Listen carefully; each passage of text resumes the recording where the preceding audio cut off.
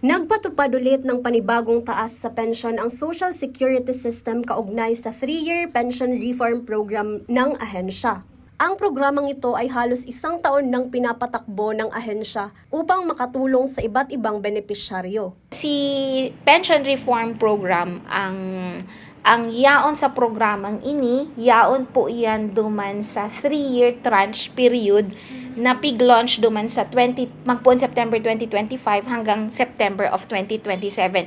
Most probably, si 10% increase namatean na kad sa tong mga pensioners kung laog sinda duman sa date of contingency na August 31, 2025. Kaya't magkakaroon muli ng 10% pension increase para sa buwan ng pensyon sa mga retirement at disability pensioner. Samantala, mayroon namang 5% increase para sa mga death or survivorship pensioners kung saan sila ang nakakatanggap ng pensyon galing sa kani-kanilang kamag-anak na benepisyaryo.